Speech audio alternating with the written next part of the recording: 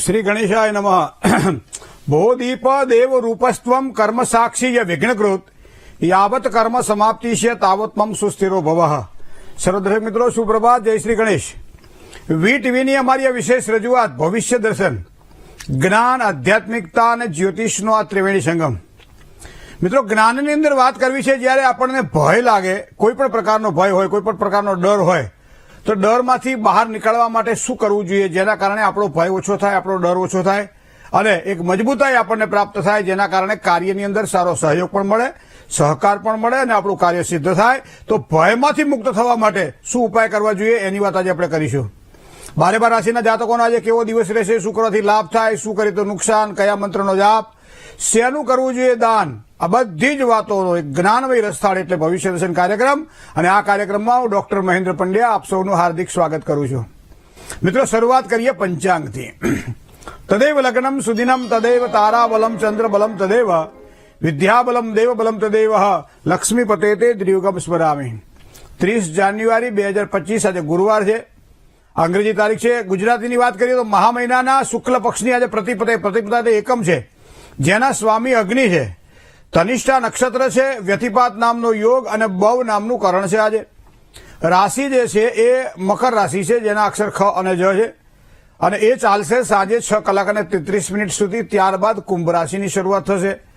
તો સાંજે 6 કલાક અને 33 મિનિટ સુધી જેનો જન્મ થાય એના માટે મકર રાશિ રહેશે અને ત્યારબાદ કુંભ રાશિ રહેશે।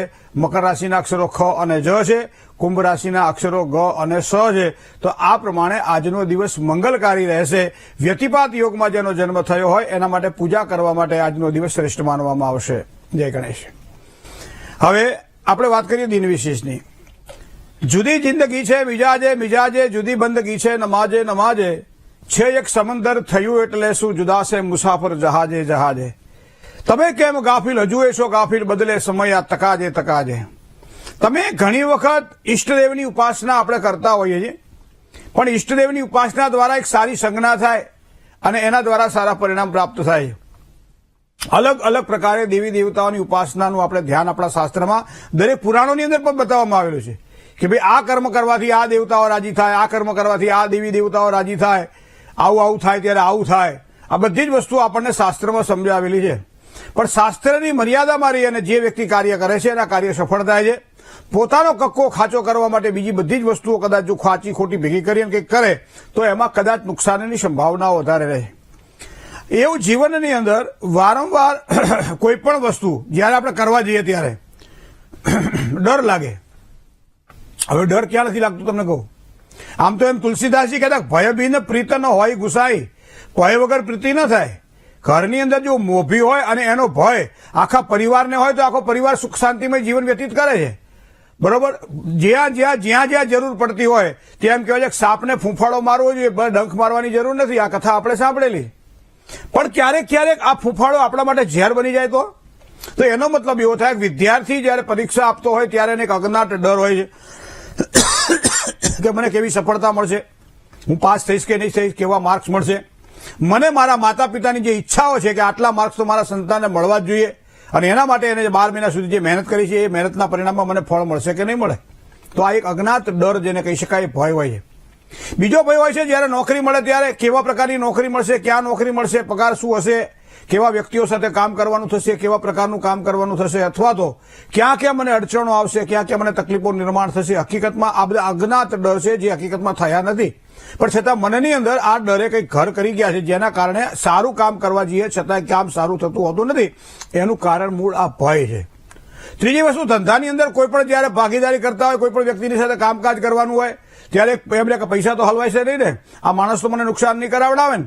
ધંધાની અંદર પણ માલ ભેગો કરવા વાળા વેપારી વર્ગને એમ થાય કે આ માલ તો વેચાશે તો ખરો ને, નહીં વેચાય તો મારું આ દેવું કેવી રીતે ભરીશ, મારી રોનો કેવી રીતે ચૂકવીશ। આ પ્રશ્ન છે એ ભયના કારણે ઉત્પન્ન થાય છે। મિત્રો, ઘણી બધી બાબતોમાં દાંપત્ય જીવનમાં પણ ભય આવે, પારિવારિક જીવનમાં પણ ભય આવે, પ્રીતિ અને જ્યાં જેમ કે વધારે પડતો તમારી અપેક્ષાઓ અને મહત્વાકાંક્ષા હોય ત્યાં પણ ભય આવે। દરેક જગ્યાએ તમને ભય જોવા મળે છે અને એવા સમયે ભયમાંથી મુક્ત થવા માટે આપણા શાસ્ત્રમાં બહુ જ સરસ રીતે એક સમજાવવામાં આવેલી વાત છે કે એવા સમયે કોની ઉપાસના કરવાથી સારી સફળતાની પ્રાપ્તિ થાય। તમારે બીજું કશું જ કરવાનું નથી। કોઈ પણ મંગળવાર જ્યારે આવતો હોય ત્યારે 17 અથવા 21 મંગળવાર દરમિયાન આ એક વિધિ કરવાની છે તમારે। અને એ કરવાથી તમારા ભયમાંથી મુક્ત થવા છે.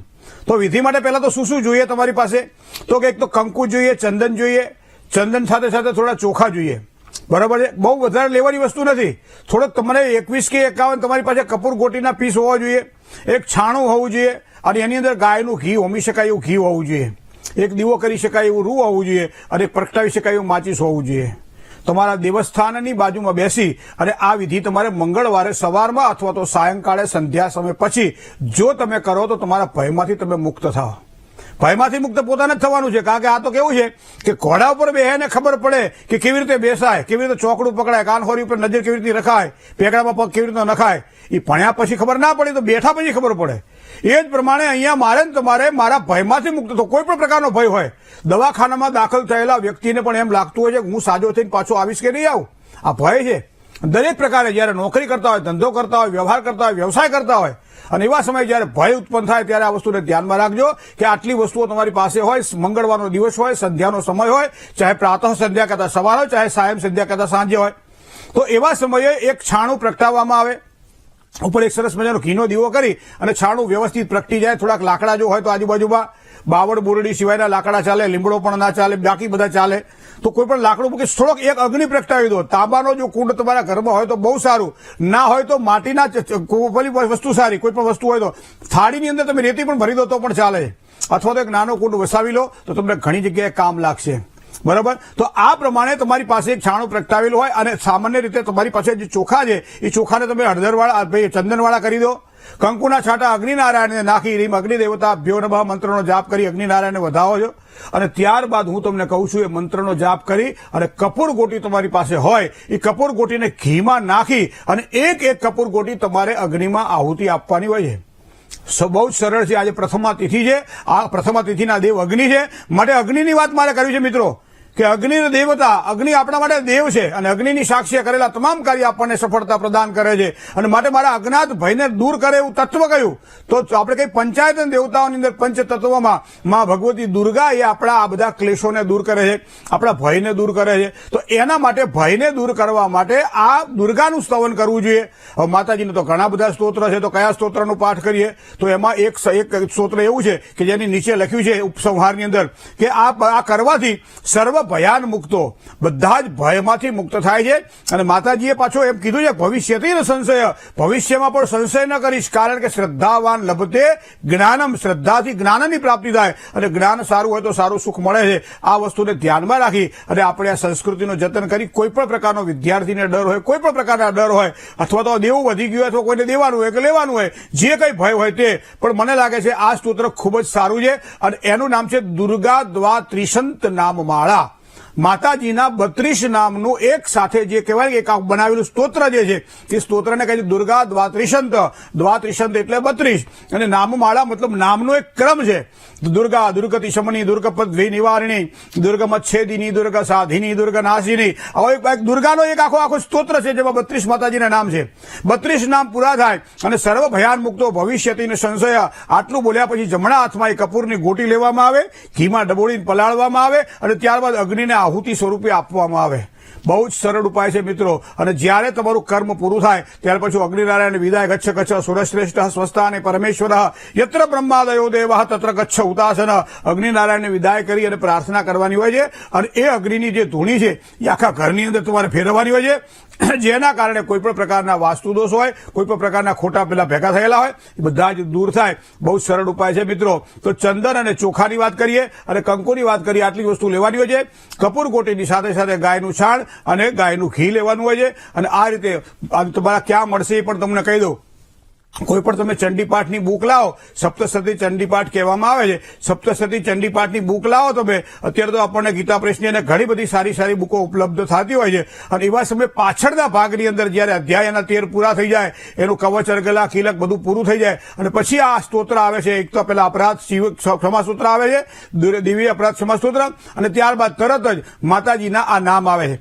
હવે તમને કહું કે તમારા 4 મંગળવાર પૂરા થાય, એક મંગળવાર, બીજો મંગળવાર, ત્રીજો મંગળવાર, ચોથો મંગળવાર મંગળવાર જયારે પૂરો થાય ત્યારે પાછું એક વખત માતાજીનું એક એવી સ્તુતિ કરવાની છે કે જે આ ચારે ચાર કવચને આપણે કરેલા ચારે ચાર મંગળવારના પાઠનું સારા સમૃદ્ધ પરિણામ આપે, અને એ પરિણામ માટે તમારે માતાજીને યાદ કરવાના. અને એ પછી તમે જાઓ તો એમાં એક શિવ ઉવાચ પાર્વતી ઉવાચ બરાબર, શૃણુ દેવી પ્રવક્ષ્યામિ કુંજિકા સ્તોત્ર મુત્તમમ એદ મંત્ર પ્રભાવેણ ચંડી જાપ શુભો ભવે ન કવચમ નરકલા સ્તોત્રમ કિલકમ ન રહસ્યકમ ન સક્તમ ને આપી ધ્યાનમ ચ ન્યાસો જ વચન. આ કુંજિકા સ્તોત્ર છે. કુંજી એટલે ચાવી. તો તમારા આ બળને, તમારા આ ફળને કુંજી કરી દો, લોક કરી દો અને માતાજીને અર્પણ કરી દો. મિત્રો, માતાજીના આશીર્વાદની પ્રાપ્તિ થાય તો દરેક પ્રકારના કાર્યની સિદ્ધિ થાય. બહુ જ સરળ ઉપાય છે. અને આ જગતની અંદર મોટા ભાગે અત્યારે બધા જ આપણે બધા છે ને ક્યાંક ને ક્યાંક કોઈ ડરથી જીવી રહ્યા છે. કોઈ ને કોઈ ડર તો છે જ. બેંકમાંથી લોન લીધી છે, હપ્તા ભરાશે કે નહીં ભરાય, ઘર લીધું છે, ઘરમાં સુખ મળશે કે નહીં મળે, દરેકને ક્યાંક ને ક્યાંક રહેવાનું છે. એટલે હું તો બધાએ ચાલુ કરી જ દેવું. મંગળવાર લેવા 7 મંગળવાર કરી શકાય, 11 મંગળવાર કરી શકાય, 21 મંગળવાર કરી શકાય. યાદૃશી ભાવના યશ્યમ સિદ્ધિર ભવતી તાદૃશી. તમારી જેવી ભાવના એવા સારા ફળ મળશે. તો આ દુર્ગા દ્વાત્રિશંત નામમાળાને આ રીતે પૂજવામાં આવે, માતાજીના ચરણમાં અર્પણ કરવામાં આવે તો એમ કે છે બધા સર્વ ભયાન મુક્તો ભવિષ્યતિના સંશય. તો દરેક પ્રકારના ભયમાંથી માં ભગવતી આપણને મુક્ત કરે છે. જય ગણેશ. ચલો આજે કોલર મિત્ર સાથે વાત કરીએ. કોણ છે આપણા પ્રથમ કોલર? હેલો. હેલો, જય ગણેશ. જય ગણેશ. હા, મારા ધંધા વિશે પૂછવું છે જરાક. હે? મારા ધંધા વિશે પૂછવું છે. હા, તો જન્મ તારીખ કહો. હા, 11/2/1983. 11/2/1982. 83. 83. હા, 83. સમય સવારના વેલા 2 વાગે. પરવડીએ 2 વાગે. જન્મ સ્થળ? જન્મ સ્થળ જીરા. તમે યાર કઈક એવું બોલો ને મને સંભળાય. જીરા. ઘરમાં બૈરાથી બીઆઈ ગયા છો? શું બોલવાનું ભૂલી ગયા? ના. હવે કે ઊંચું બોલો તો કે ઘરવાળા નારાજ થાય. હવે શું કરો ધંધો અત્યારે? અત્યારે તો બસ કઈ નહીં, અત્યારે ખેતીમાં અત્યારે એવો છું, બીજું તો કઈ છે નહીં ધંધો. પેલા ડાયમંડમાં હતો. બરાબર. હવે જુઓ, જયારે ધંધાની વાત આવતી હોય ત્યારે કુંડળીમાં 2 ગ્રહોને પ્રાધાન્ય આપીએ છીએ આપણે. સંપત્તિનો કારક ગ્રહ એ શુક્ર છે અને પરાક્રમનો કારક ગ્રહ એ મંગળ છે. શુક્ર મંગળ જયારે કુંડળીમાં ભેગા થાય ત્યારે લક્ષ્મી યોગ બને છે. તો તમારી કુંડળીમાં લક્ષ્મી યોગ તો બની જ રહ્યો છે. પણ સાથે સાથે ચંદ્ર અને સૂર્ય ભેગા કૃષ્ણ પક્ષની 14નો જન્મ છે, જેના કારણે ઘણી વખત વારંવાર વ્યવસાય બદલવા પડે, કામકાજ બદલવા પડે, આવા યોગ પણ દેખાઈ રહ્યા છે. શનિ મારા તુલા રાશિના છે, છતાં 12મા સ્થાનમાં આમ તો નૈસર્ગિક તરીકે એ સારા પરિણામો આપણને પ્રદાન કરે. પણ બુધ અને ચંદ્ર મહાદેવજીની ઉપાસના વધારેમાં વધારે થાય એટલી કરો.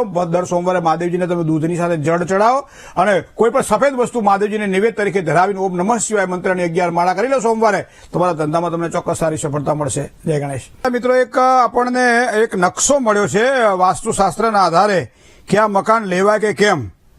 પણ હવે એમાં વાસ્તુશાસ્ત્ર પ્રમાણે જોઈએ તો કિચન જે છે, રસોડું એ નૈઋત્ય ખૂણામાં છે, મધ્ય હોલ જે છે મિડલના ભાગમાં છે, અને એક બેડ છે ઈશાન ખૂણાની અંદર છે, અને એક બેડ જે છે એ અગ્નિ ખૂણામાં છે.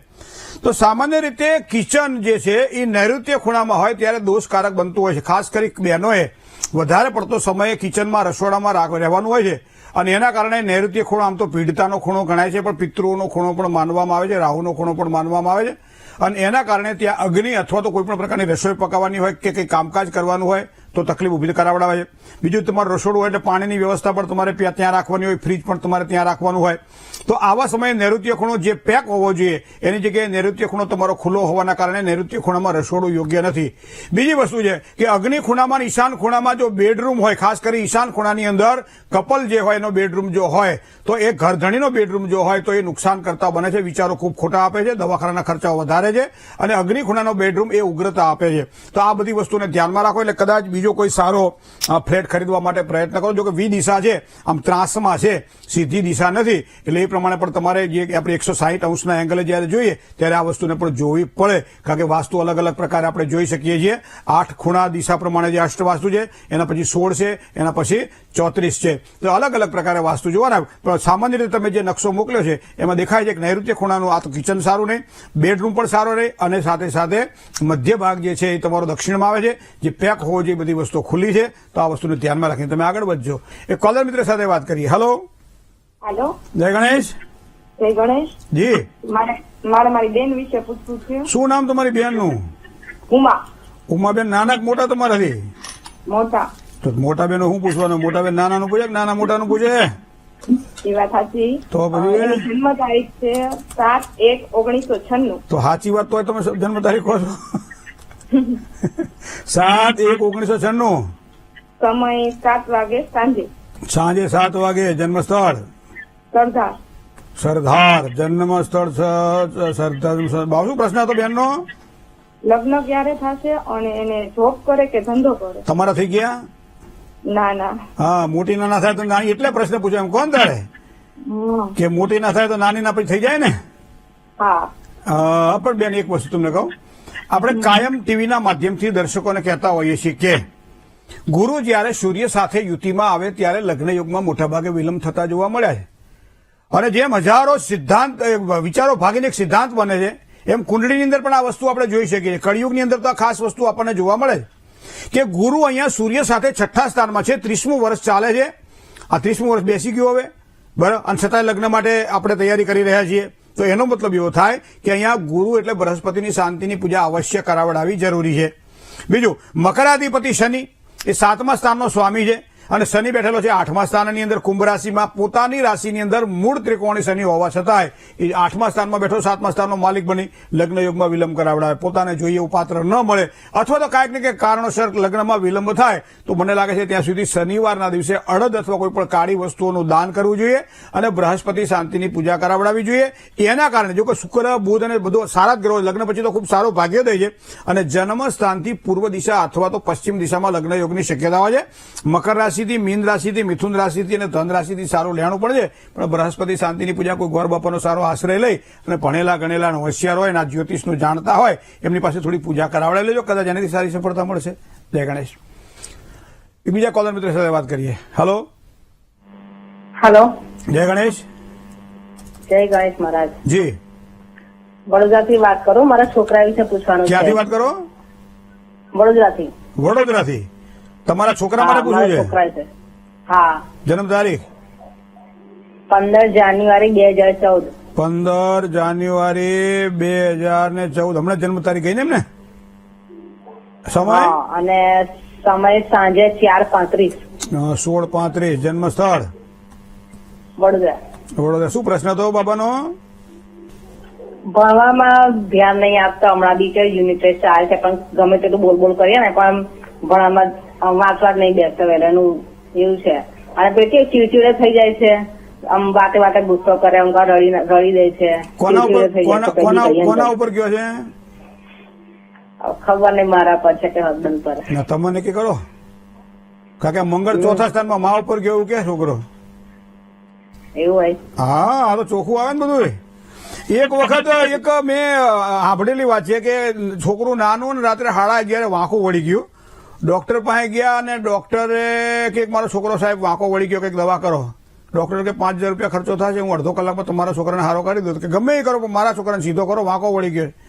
પછી ડોક્ટર અંદર લઈ ગયા અને જોયું ત્યારે બટન જે શર્ટનું હતું ને ચડ્ડીના ગાજમાં દેવાઈ ગયેલું. એના કારણે છોકરો આમ ઊંચું જ ના થાય. ડોક્ટરે 10 મિનિટમાં દવા કરીને પૈસા લઈને પેલા મને છૂટા કરી દીધા. ઘણી વખત તમારી મારી અપેક્ષાઓ એટલી બધી હોય છે ને કે છોકરું નાનું હોય ત્યારથી જ આમ ભણે ગણે મોટું થાય ને ખૂબ સારી રીતે આગળ વધે. પણ 5મા સ્થાનમાં તમારા દીકરાની કુંડળીમાં શનિ સાથે રાહુ બેઠો છે. એની ગતિ ધીમી છે. ધીમી ગતિએ અભ્યાસ પણ કરશે પણ શનિ મહારાજ પોતાના સ્થાનને કોઈ દાડો બગાડે નહીં. હો, અભ્યાસ ખૂબ સારો કરશે. પણ એક કામ તમારે કરવાનું છે. શનિ રાહુના, કારણ કે 11મું વર્ષ થઈ ગયું, શનિ રાહુના શ્રાપિત યોગના દોષનું નિવારણ કરાવડાવી લ્યો. 4 મુખી રુદ્રાક્ષની સાથે શનિનું એક પેન્ડલ તમે એના ગળામાં કાળા દોરામાં પહેરાવી દો. અભ્યાસમાં ખૂબ જ સારો સુધારો અને ચીડિયાપણું છે ને મંગળના કારણે છે. જેમ જેમ સમજદારી મોટો થશે આવતી જશે ને એમ એનું સારું ફળ મળશે. બેન કોઈ ચિંતા ના કરશો. જય ગણેશ. મકર રાશિની વાત કરતા પહેલા કોલર મિત્ર સાથે વાત કરી લઈએ. હલો. હલો. હાલો. જય ગણેશ મહેન્દ્રભાઈ. જય ગણેશ. હા, મારે મારા દીકરા વિશે પૂછવાનું છે. હા હા.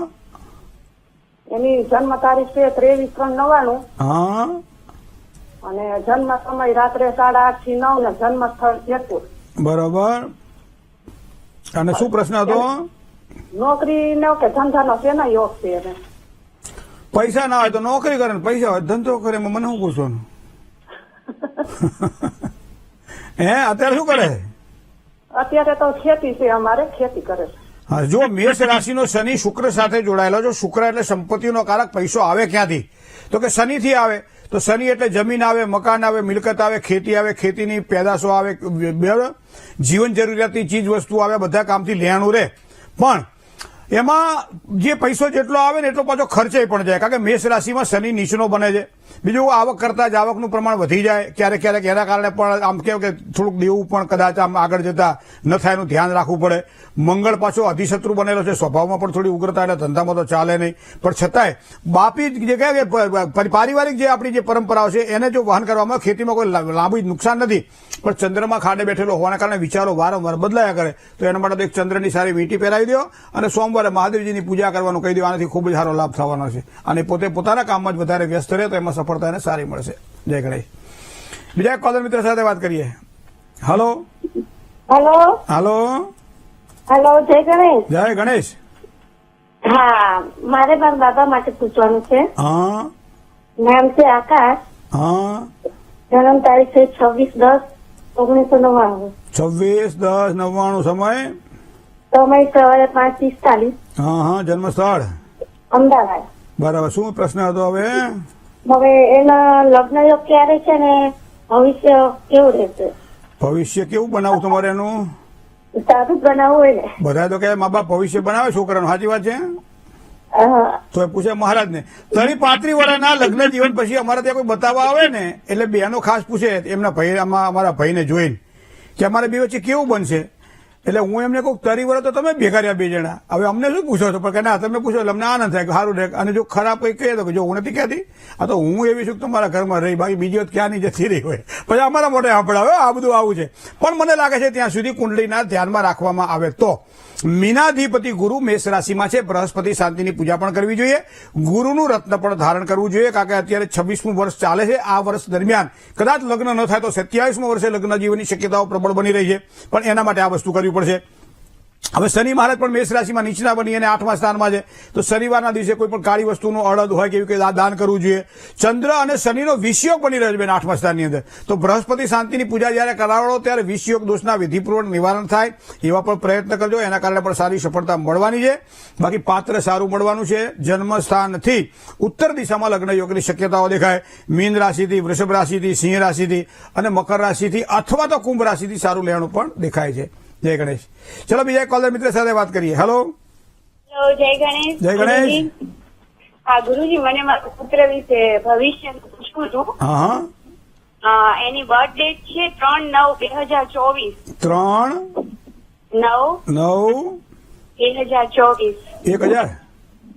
2024. મેં કીધું આ નવું શું લાયા પાછું? 2024. સમય? હા, અને સમય છે બપોરના 1:55. બરાબર. જન્મ સ્થળ? અને હા, અને જન્મ સ્થળ છે ભુજ, કચ્છ. કચ્છ, ભુજમાં. બરાબર. શું પ્રશ્ન હતો? પ્રશ્ન એ હતો કે મારા દીકરાનું ભવિષ્ય કેવું રહેશે ભણવામાં અને કેવો થશે, ભવિષ્ય કેવું રહેશે એનું આમ. 4 મહિનાનું સંતાન છે, બરાબર ને? હા હા. હવે કુંભ રાશિનો શનિ બેઠેલો 4થા સ્થાનની અંદર માતાનું સુખ સારું મળે. વિદ્યાસ્થાનનો સ્વામી ગુરુ છે 7મા સ્થાનમાં, એટલે મતલબ કે એને વિદ્યા અભ્યાસમાં પણ સારી સફળતા મળે. કર્કાધિપતિ ચંદ્રમાં કેન્દ્રમાં બેઠેલો ચંદ્રમાં પણ અભ્યાસમાં આગળ જતા પણ સારી સફળતા આપે. અભ્યાસ દ્વારા પૈસા કમાય. સૂર્ય અને ચંદ્ર ભેગા પડેલા છે, મતલબ શુક્લ પક્ષની એકમનો જન્મ છે, એ પણ એના માટે સારું ગણાય. શુક્ર અને કેતુ સાથે યુતિમાં હોવાના કારણે દાંપત્યનું સુખ પણ સારું મળે. સ્વભાવ થોડો ઉગ્ર થાય અને સાથે સાથે થોડીક દવાદારૂનો પૈસો નાનપણમાં બાલ્યકાળમાં થોડોક વધારે રહે તો એના વજનના માપના ચોખા યથાશક્તિ કોઈ મંદિરમાં અથવા કોઈ પણ મહાદેવજીના મંદિરમાં દાન કરી દેવામાં આવે અને મહામૃત્યુંજયના મંત્રના જાપ કરવામાં આવે તો એનું ભવિષ્ય ખૂબ જ સારું છે. જય ગણેશ. મિત્ર સાથે વાત કરીએ. હલો જય ગણેશ. જય ગણેશ. જન્મ તારીખ 14/8/2002. કોની છે? મારી. 14/8/2013. 2002. સમય? સમય સાંજના 6:30 થી 7. 6:30 થી 7 સાંજના. જન્મસ્થળ? જન્મસ્થળ રાજકોટ. હા, શું પ્રશ્ન હતો? જર્મનીની ફાઇલ મૂકી છે તો વારો ક્યારે આવે એમ, યોગ ક્યારે ત્યાં જઈને સેટલ થાય એમ છે કે નહીં? શું છે? જર્મનીની ફાઇલ મૂકી છે. શેની ખાણ લીધી? વિદેશ જવાની. વિદેશ જવાનું છે? હા. કેમ જવું છે? અહીંયા ભણવા જવું છે. ભણવા જવું છે? હા, માસ્ટર કરવા. ભણતરના યોગ તો એટલા બધા છે નહીં તમારા. અહીંયા પરદેશ જઈને ભણતરના યોગ તો છે નહીં. નથી. ના, તો આગળ શેનું છે એટલે? આગળ તો તમારું સારું કન્યા રાશિનો શુક્ર છે, થોડો ખર્ચો હમણાં આવી 1-2 વર્ષ દેખાય છે. ના, અને ઋષિક નામ છે ઋષિક. હા, આમાં તુલા રાશિ આવે છે. 14/8/2002 તુલા રાશિ આવે. હા, શ્રાવણ સુદ 7 બુધવાર. મંગળ, ગુરુ અને સૂર્ય આ 3 ગ્રહો માણસની મહત્વાકાંક્ષા બહુ આપે, પણ સફળતા પ્રાપ્તિ માટે જેટલી મહેનત કરવી જોઈએ એ મહેનતમાં થોડા પાછા પડે. એનું મૂળ કારણ તમને કહું કે કર્ક રાશિની અંદર મંગળ અહીંયા પોતે નીચનો પણ બને છે અને સૂર્ય સાથે વધારે નજીક હોવાના કારણે હસ્તંગત પણ બને છે. તમે નહીં જઈ શકો એવું તમારાથી કહેવાય નહીં, પણ તમારો પુરુષાર્થ જો ભગવાનના આશીર્વાદથી પ્રાપ્ત થતો હશે તો ચોક્કસ તમે જઈ શકશો. તો એના માટે દરરોજ સવારમાં તમે સંકટ નાશન ગણેશ સ્તોત્રનો પાઠ કરો તો માસ્ટર ડિગ્રી માટે તમે પરદેશ જવાની શક્યતાઓ તમારી પ્રબળ બને. 4 મંગળવાર અને 1 ચોથ આવે એટલે સંકટ ચતુર્થી પણ આવે, વિનાયક ચતુર્થી પણ આવે. તો એવા સમય દરમિયાન ભગવાન ગણપતિની પૂજા કરો. નાનકડું એવું મરણું રંગ અથવા તો લાલ રંગના ભગવાન ગણપતિનું ચિત્ર હોય ને ગજવામાં રાખો. નિયમિત સવારમાં તમે એના દર્શન કરો અને ઓમ ગંગ ગણપતયે નમઃ આ મંત્ર 8 વખત બોલી નમન કરીને તમે પછી એને ગજવામાં મૂકી દો. તો આ પ્રમાણે ગણપતિના આશીર્વાદ જો તમને પ્રાપ્ત થાય તો ચોક્કસ મિત્ર તમારું કાર્ય સરળ બનશે. જય ગણેશ. બીજા એક કોલર મિત્ર સાથે વાત કરીએ. હલો, હેલો, જય ગણેશ. જય ગણેશ. જી, કહું છું મારી જન્મ તારીખ છે 15/2/2000. 15/2/2000. સમય તમે સાંજના 5:30 વાગે. બરોબર. જન્મ સ્થળ નમસ્કાર, સુરેન્દ્રનગર. સુરેન્દ્રનગર પ્રોપર છે. હા, પ્રોપર સુરેન્દ્રનગર. બરોબર. શું પ્રશ્ન હતો? ધંધો કરવો જોઈએ કે નહીં? ધંધો અને નોકરીમાં થોડો કન્ફ્યુઝ થઈ રહ્યો છે. અત્યારે નોકરી કરો છો? અત્યારે નોકરી કરું છું. શેમાં કરો છો? ફાઇનાન્સમાં કરું છું. બરોબર, પ્રાઇવેટ નોકરી. હવે તમને મીન રાશિમાં મંગળ બેઠેલો ભાગ્યસ્થાનની અંદર અને ભાગ્યસ્થાનનો સ્વામી એક ગુરુ છે. ગુરુ મેષ રાશિમાં બેઠેલો શનિ સાથે યુતિમાં શનિ નિષ્ણો બને છે. મહેનતથી સફળતા પ્રાપ્ત થશે અને એ પણ 2018 થી 2027 નો ગાળો છે ને નોકરીનો ગાળો છે. 2027 પછી તમે જો ધંધા માટે વિચારશો તો સારી સફળતાની તમને પ્રાપ્તિના યોગ બની રહ્યા છે. પણ વિચારિત કામકાજ એટલા માટે કરવું પડશે કે તમારો આત્મબળનો કારક જે સૂર્ય છે ને એ ખાડે બેઠેલો છે અને એના કારણે આત્મવિશ્વાસની કમી હોવાના કારણે કરું કે ના કરું એમાં સમય નીકળી જાય. તો એના માટે સૂર્યનું એક સારું રત્ન પણ પહેરી શકાય છે. દરરોજ સવારમાં સૂર્યનારાયણને જળ પણ ચડાવી શકાય છે. તો આ પ્રમાણે કરવાથી ચોક્કસ સારો લાભ થાય. કુંડળીમાં આવા ગ્રહો બતાવી રહ્યા છે. ચંદ્રનું રત્ન ધારણ કરશો તો પણ તમને ખૂબ જ સારી સફળતાની પ્રાપ્તિ થશે, માનસિક શાંતિ મળશે. જય ગણેશ. મિત્રો, આજે જેની જન્મ તારીખ છે એવા તમામ દર્શક મિત્રોને ખૂબ ખૂબ શુભકામનાઓ. Happy birthday. ભગવાન ગણપતિની કૃપાથી ખૂબ જ સારું તમે આ જીવન ભોગવી રહ્યા છો. આ વર્ષ પણ તમારા માટે સારું જવાનું છે. સંતાપ, દુઃખ, કોઈ પણ જાતના ટેન્શનો બધાથી મુક્ત થવાના સારા યોગો આ વર્ષ દરમિયાન બની રહ્યા છે. સ્વાસ્થ્યની સારી સુખાકારી તમને પ્રાપ્ત થવાની છે. ક્યારેક એસિડિટી અથવા તો કોઈ પથ્ય ભૂખતા કયા ખાવાથી કદાચ નુકસાન ન થાય, થોડું ધ્યાન રાખજો. સમયસર નિયમિતતાથી જો ભોજન કરશો તો ખબર તમારું શરીર સારું રહેશે. ધંધાની અંદર સારા લાભની શક્યતાઓ દેખાય છે. નોકરીમાં પણ ધીમી ગતિએ સારી સફળતા મળશે. પારિવારિક પ્રીતિ વધશે. વિદ્યાર્થીઓને વિદ્યા અભ્યાસમાં ખૂબ જ સારી સફળતાની પ્રાપ્તિ થવાની છે. આ વર્ષને વધારે સફળ તમારે બનાવવું છે તો એક જ કામ ખાલી કરવાનું છે કે ગુરુવારના દિવસે પીપળાના વૃક્ષની નીચે બેસી એક સરસ મજાનો ઘીનો દીવો કરી અને વિષ્ણુ સહસ્ત્રનો પાઠ કરી દેવામાં આવે અથવા તો ઓમ નમો ભગવતે વાસુદેવાય મંત્રનો જાપ કરવામાં આવે. ઘરમાં જે કોઈ વડીલ વર્ગ હોય એ વડીલ વર્ગના આશીર્વાદ લઈ અને કામકાજની શરૂઆત કરવામાં આવે તો કોઈ પણ પ્રકારના કામકાજ હોય કામકાજમાં તમને આશીર્વાદ દ્વારા સારી સફળતાની પ્રાપ્તિ થવાની છે. હવે જેની આજે લગ્નતિથિ છે એવા તમામ દર્શકોને પહેલા તો ખૂબ ખૂબ શુભકામનાઓ. દાંપત્ય જીવનની સુખાકારી માટે આપણે કહીએ હેપી મેરેજ એનિવર્સરી. લગ્ન તિથિ દરેકની ઉત્તમ જ હોય છે, પ્રગતિમય હોય છે, આનંદમય હોય છે, સુખમય હોય છે. પણ ખબર નહીં કોની ક્યારે હું નજર લાગે કે સવારમાં તો જુઓ તો આમાં મેન જલસા કરતા જ્યાં હાજ પડે ત્યાં તો આમ કોથળામાંથી બિલાડું કાઢ્યું હોય એમાં એકબીજાને સામે જોવા તૈયાર ના હોય. આવા પ્રશ્નના કારણોનું મૂળ કારણ સૂર્ય અને ચંદ્રમા. ચંદ્રમા મનસો જાત ચક્ષો સૂર્યો અજાયત. સૂર્ય એટલે આત્મવિશ્વાસ અને મન એટલે ચંદ્રમા. ક્યારેક ચંદ્રમાં જયારે બળવાન થાય, હાજનો ટાઈમ થાય એટલે એવા સમયે માનસિક અશાંતિ રહ્યા કરે. તો આવા સમયે કદાચ તમને માનસિક અશાંતિ દેખાતી હોય તો દર બુધવારના દિવસે સાંજે એક પીપળાના પાન ઉપર કપૂર ગોટી પ્રગટાવી અને ઘરના ઈશાન ખૂણામાં મૂકી દો. ઉપર 3 ટીપા તમે ઘીના નાખી દો. તો આ પ્રમાણે કરવાથી તમારો માનસિક સંતાપ ઓછો થશે, પરિવારની પ્રીતિ વધશે, બંને વચ્ચે દાંપત્યનું સુખ સારું મળશે, મનોકામનાઓની પૂર્તિ થાય, સંતાનના કોઈ પણ પ્રકારના પ્રશ્નો હોય પ્રશ્નો હળવા થશે અને એના કારણે હળવા થયેલા પ્રશ્નો ચાહે સંતાનના અભ્યાસ વિદ્યાની વાત હોય, સંતાનના સગપણ લગ્ન વ્યવિશાળાની વાતો હોય, પરદેશ મોકલવાનો હોય, ભણવા ગણાવવાનો હોય, બધી જ રીતે તમને સારી સુખાકારીની પ્રાપ્તિ થવાની છે. ઘરમાં ખાસ કરી દીકરીઓ હોય તો એનું ખાસ ધ્યાનમાં આ વર્ષ દરમિયાન રાખવું પડશે. દીકરીઓને વધારે પ્રેમ કરવા માટે પ્રયત્ન કરજો, કારણ કે દીકરીને તમે જેટલો વધારે પ્રેમ કરશો એટલું તમારું વર્ષ સારું જવાનું છે. એ દુર્ગાનો અવતાર છે, તો એનું તમારે ખાસ જતન કરવું પડશે. એ કરવાથી સારી સફળતાની પ્રાપ્તિ થશે. નજીકમાં કોઈ કેળનું વૃક્ષ હોય તો ગુરુવારના દિવસે ત્યાં તમે ગળ્યું પાણી નાખજો અને પ્રદક્ષિણા કરજો કેળની અને પગે લાગજો. રીમ બૃહસ્પતયે નમઃ મંત્રનો જાપ કરશો તો પણ તમને ખૂબ જ સારી સફળતાની પ્રાપ્તિ થશે. તે ગણેશ તન્મે મનઃ શિવ સંકલ્પ મસ્તુ. સુભદ્વની જો વાત કરીએ તો આજે અંકની વાત કરીએ તો અંક છે 3, ખૂબ જ સારો લાભ કરાવડાવશે. સાથે સાથે આજે રંગની વાત કરીએ, સુભદ્વને આપવાળો જનરલ રંગ કયો? તો કે પીળો રંગ આજે ખૂબ જ સારો લાભ કરાવડાવે. ગુલાબી રંગ ખૂબ જ સારો લાભ કરાવડાવે, કારણ કે પ્રેમનો રંગ ગુલાબી છે. પીળો રંગ આમ તો એમ કહેવાય છે ત્યાગનો રંગ માનવામાં આવે છે, પણ ત્યાગ અને પ્રેમ ભળે ને એટલે જીવનમાં સારું અને સાચું સુખ પ્રાપ્ત થવાનું છે. શુભ સમયનો વિચાર કરીએ તો સવારમાં 11 કલાક અને 1 મિનિટથી શરૂ કરો અને બપોરે 2 કલાક અને 1 મિનિટ સુધીનો સમય છે. એમાં વિજય મુહૂર્ત પણ આવી જાય છે, એમાં સારો સમય પણ આવી જાય છે. જે સમય દરમિયાન કરેલું કોઈ પણ કાર્ય તમને સારી સફળતાની પ્રાપ્તિ કરાવડાવશે. બપોરે 2 વાગ્યાથી માંડી અને 3:30 સુધી, એટલે 2 ને 1 થી 3 ને 31 સુધીનો જે સમય છે રાહુકાળનો સમય છે. હવે રાહુકાળની અંદર કોઈ પણ નવા કામકાજની શરૂઆત ન થાય, આપણને બધાને ખબર છે. બાકી ચાલુ કામ હોય એને રોકાય નહીં, પણ નવા કામકાજની શરૂઆત ન થાય તો રાહુકાળ આ પ્રમાણે આપણને સૂચિત કરી રહ્યો છે કે બપોરે 2 કલાક અને 1 મિનિટથી 3 કલાક અને 31 મિનિટથી કોઈ પણ નવા કામ ચાલુ કરવા નહીં. દિશાની વાત કરીએ, શુભત્વની કઈ દિશા?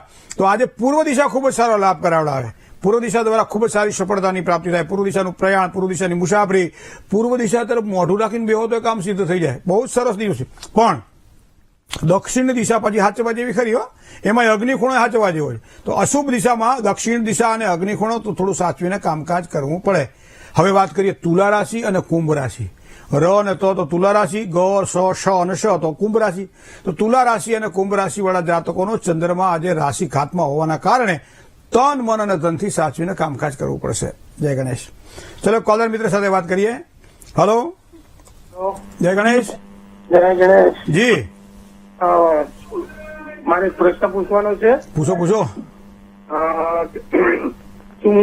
તારીખ છે 5/8/1974, સમય છે સવારે 7 વાગે. સવારે 7 વાગે. 7 વાગે. જન્મસ્થળ ચારોડિયા, રગડા. રગડા, બરોબર. શું પ્રશ્ન હતો? આપણું મારે ધન ફટાણેલું છે માર્કેટની અંદર અને આ વટવાય છે કામ મારું. શુક્ર બેઠેલો છે શનિ સાથે 12મા સ્થાનની અંદર છે. સૂર્ય છે કુંડ કેન્દ્રમાં છે. હવે રાહુ તમારો વૃશ્ચિક રાશિનો 5મા સ્થાનમાં છે. કોઈ પણ ધન અને પરિવાર આ બંનેનું સ્થાન જોવાય છે. બીજું સ્થાન એ ધનનું સ્થાન છે. હવે સિંહ રાશિનો મંગળ છે. વર્તમાન સમયે કુંભ રાશિમાં ગુરુ ઉપર શનિનું પરિભ્રમણ ચાલે છે, જે સૂર્ય ઉપર પૂર્ણ દ્રષ્ટિ કરે છે, તો મંગળ ઉપર પૂર્ણ દ્રષ્ટિ કરે છે. તો મને લાગે છે 2025ના એપ્રિલ મહિના પછી થોડીક સફળતા તમને પ્રાપ્ત થશે.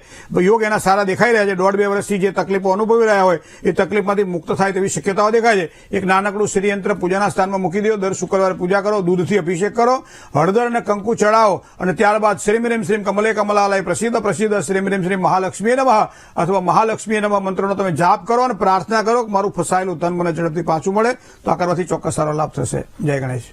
મિત્રો, આજે માઘ મહિનાના શુક્લ પક્ષની પ્રતિપદા એટલે શિવરાત્રી જે 4 આપણી આવે છે, એમાં 2 શિવરાત્રી ગુપ્ત નવરાત્રી, 2 નવરાત્રી ગુપ્ત નવરાત્રી માનવામાં આવે છે. એમાં એક માઘ મહિનો છે.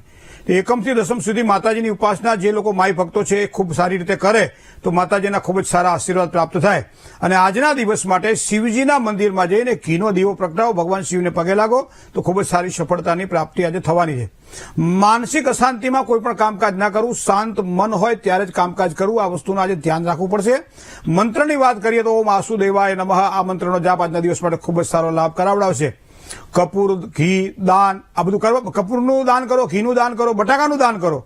આ બધા જ દાન આજના દિવસ માટે સારી સફળતા તમને અપાવવાના છે, કારણ કે જે પ્રતિપદા છે. મિત્રો, જય ગણેશ. ભવિષ્ય દર્શન કાર્યક્રમની અંદર પત્ર વ્યવહાર દ્વારા પણ આપ આપના પ્રશ્નો અમારા સુધી પહોંચાડી શકો છો. એના માટેનું અમારું સરનામું પણ આપ નોંધી લેશો.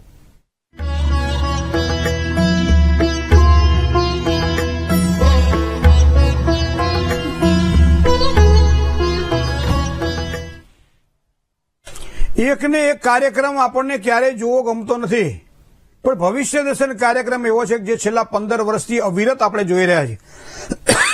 એની પાછળ વેદનું, જ્યોતિષનું ચિંતન છે મિત્રો, તમારા પ્રશ્નોનું સમાધાન છે.